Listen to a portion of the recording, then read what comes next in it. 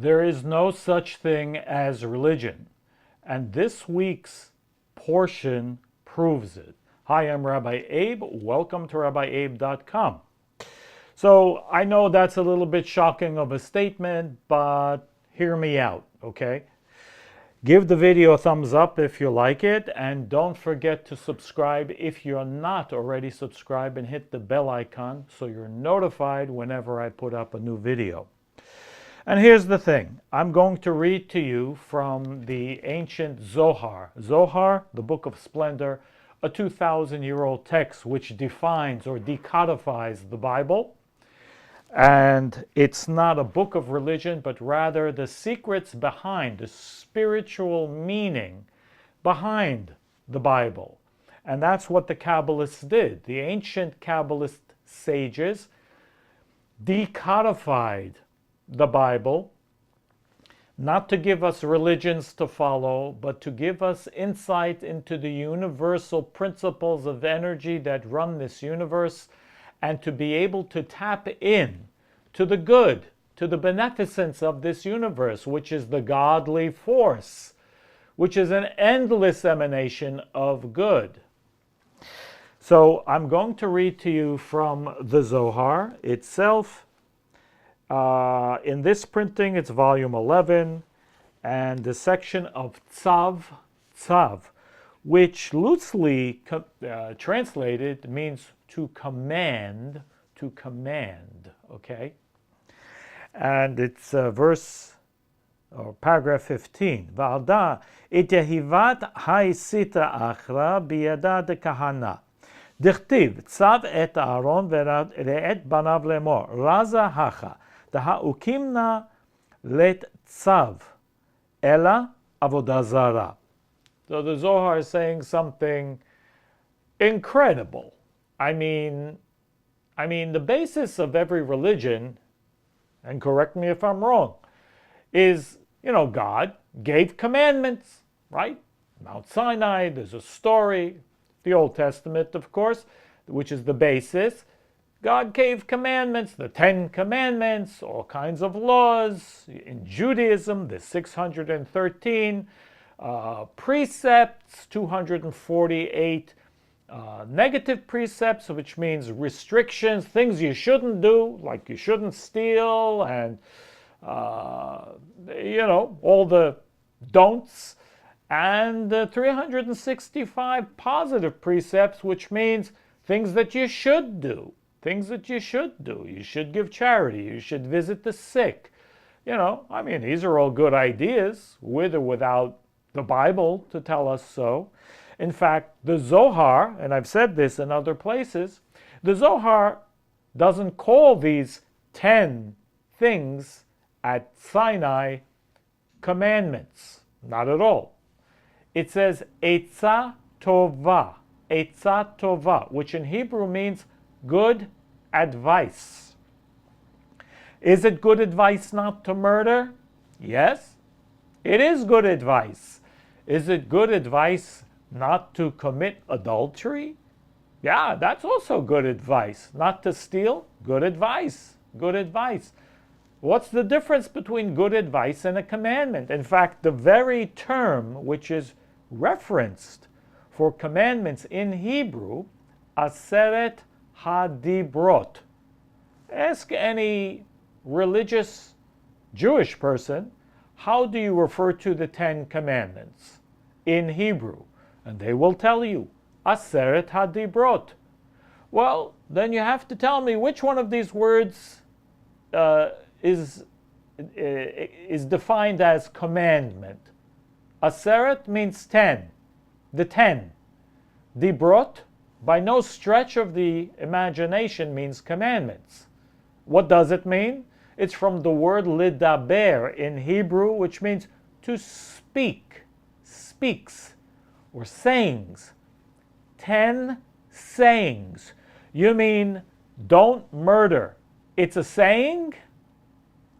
Don't do adultery. That's a saying? Yeah, there are 10 sayings. That's what they're called. I'm not adding anything or taking anything away here. That's how it is. Now, how did it come to mean commandments? Well,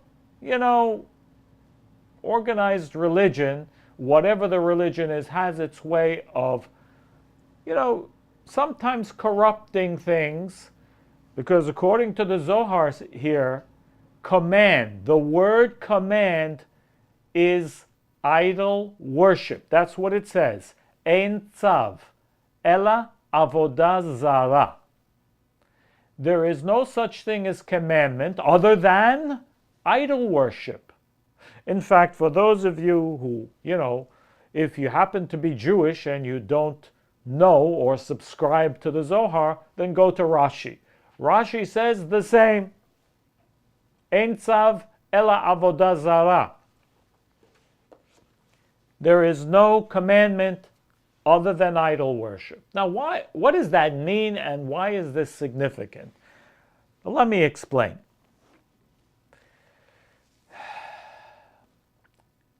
There is a principle in Kabbalistic teachings which is called tzimtzum.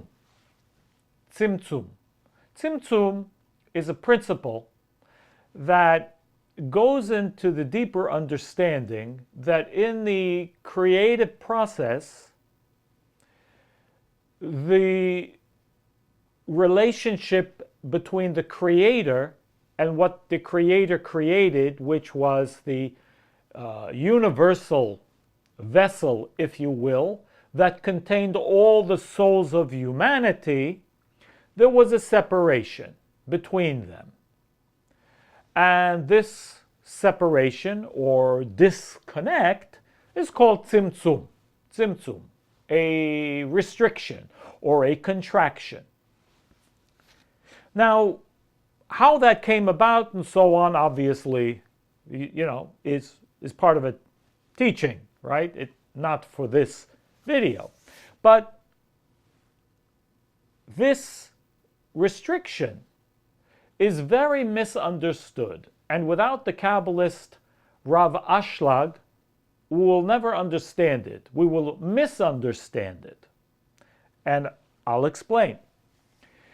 Because of whatever the circumstances in this creative process, the writings seem to indicate, if they're not interpreted properly, that the Creator restricted himself. The Creator restricted himself and disconnected from the vessel of the souls of humanity, whatever the reason was. This is incorrect. Again, for those of you who study Bible, and I'm referring right now to the Old Testament, there is a verse that says, Ani Hashem lo shiniti. I am God, if you will, or one of the major names of God or the Creator's light, the Tetragrammaton, and I do not change. Now, what does that mean, I do not change? And this, again, of course, in the Kabbalistic sense, is extremely significant because the Creator's light does not move, does not change, never changes its status. In other words, it is always giving and beneficence, endless abundance at all times, 24/7. When we're awake, when we're sleeping, it doesn't matter when. It is endless, an endless, infinite light. And within that light is anything and every blessing that we can ever imagine and beyond whatever we can't even imagine. Now the question obviously then is, if that's true, then why am I not getting it? If I'm not, when something is missing in our life, God forbid, there's illness, there's war, there's chaos in the planet. Why? If God is giving endlessly, how can God allow these bad things to happen? I mean, that's a question that I get often. Well, we have to understand one basic idea in the creation. If you pray, what do you pray for? I don't care what prayer you do. What are you praying for? God, please help. Help with healing, help with money, help with this, help with that. Help. What do you mean help? I mean, without realizing it, what we're saying is, God, I know you don't like me so much right now. Or God, you're not giving me the thing that I need right now. I mean, everything else is okay, but I'm missing this. Please, help me now. So what you're saying right now then is, He's not helping now, but hopefully, if you pray enough, or if you behave, God will change His mind about you. God will give you now. Nothing could be further from the truth. In fact, there's an expression we often use, and I'm guilty myself of it, when we say, something good should happen, or we wish for something good to happen, we say, with God's help. With God's help. Be'ezrat Hashem, with God's help. But, if you really think about it, what are you saying? You're saying, with God's help. You mean right now He's not helping, but with God's help, this good thing will happen. And again, it's incorrect. It's incorrect. So let's go back to that little story of creation. This tzimtzum, or this restriction or contraction, has nothing to do with the Creator or the Creator's light moving away from the vessels or the souls of humanity. It's the other way around. That light never went anywhere, never moved, but the vessel or the souls of humanity felt the need to lessen its desire. And this caused a disconnect. I can't get into why right now, but because of the light within that vessel, the light within the souls of humanity, having the characteristic of the Creator, and therefore, in the scripture it says, our soul is a part of God. Chelek Elokai Mimal. That's the term. Our soul is a piece of the rock. The Creator is the big rock, and we're little rocks. The same. This is what our soul is made of. And if that's true, there's no receiving. There's no capacity of receiving within the Creator. It is only because we have a body that we are able to receive. But our soul is divine. It's a divine force that exists within us. And that is why we are at conflict. Who's the conflict with? Us and God, us and other people? No, not really. We are at conflict with who? With us. We are at battle with the energy of our body, which we call, has within it, other agendas, and our soul, which has, a divine agenda. And we have a battle. There's a battle constantly. So what is the secret here? The secret is that because it's us who moved away and it's us who create negativity, we create blockages from the light that is already there. Again, that light never went anywhere. Beneficence never went anywhere. Blessings never went anywhere. So what is the purpose of prayers? What is the purpose of, spiritual connections? What is the purpose of meditating? What is the Simple. It's not to change God. It's to change me. To make me a suitable place. To give me a suitable vessel to receive that light that's there already. It never went anywhere. We went. Imagine the sun is always shining. And it never goes out. Imagine the sun, endless force of the sun. never moves, doesn't go anywhere. But planet Earth, and we're on planet Earth, do we experience dark at nighttime? Yeah. Why? Did the sun move? No, we're doing like this. We're turning. And we have the illusion of nighttime, only because we're on the other side of the planet now. You understand? In other words, the sun never changed. It is an illusion that we experience. I'm not saying it's not real. But again, we experience these darknesses in life as well.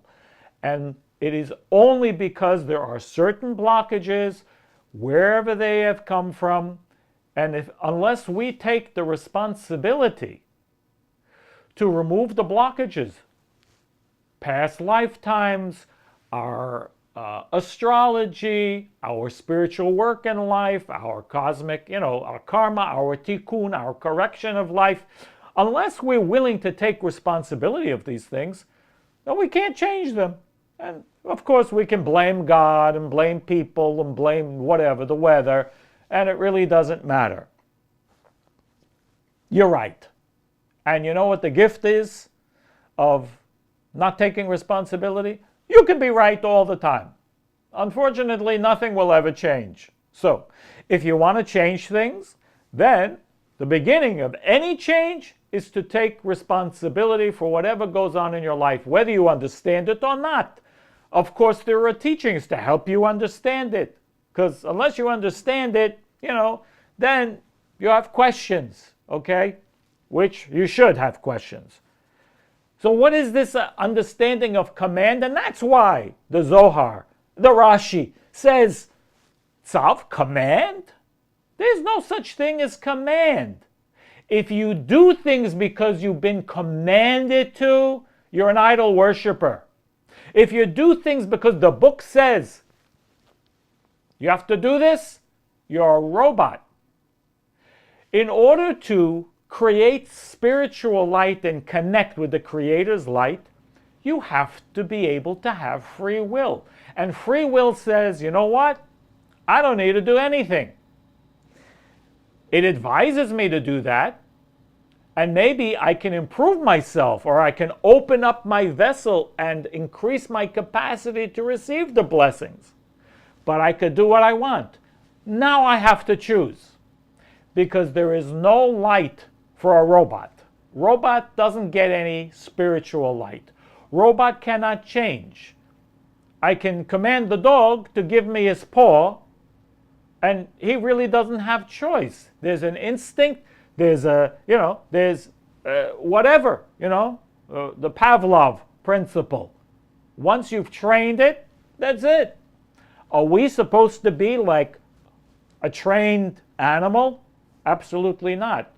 We are supposed to have the human consciousness, because there is no earning without overcoming. The earning principle can only take place, you can only win when you have a possibility to lose. Or not, you can't win. If you do things robotically, whatever they are, the best things in the world, they will be devoid of consciousness and devoid of spiritual light. So even if things become routine, whatever it is that you do, even spiritual tools that you may use, if they become routine, you have to reboot.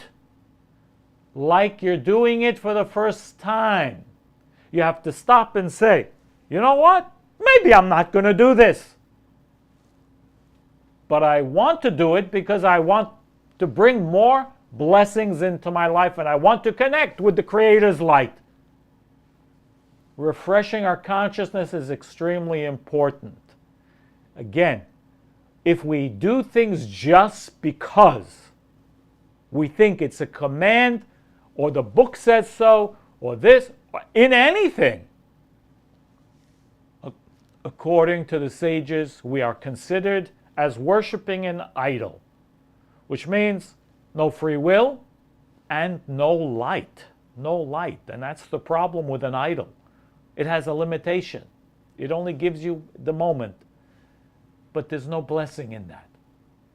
Blessings come when we can overcome, and only through our free will can we draw down endless blessings of the Creator and the Creator's light through whatever it is that we do.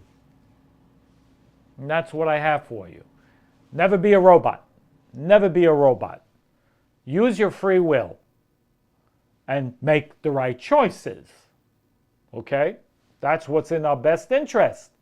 But understand that we always have the free will, and that's what the Creator gave us. Creator gave us free will to be able to use wisely. Be blessed, everyone. Remember, thumbs up on the video, subscribe, and I will see you very soon. If you're looking for I'll be limited in the next week or so, but in about a week or so, I'll be taking on more 30-minute free consultations. Go to rabbieabe.com, and I will see you over there. All the best.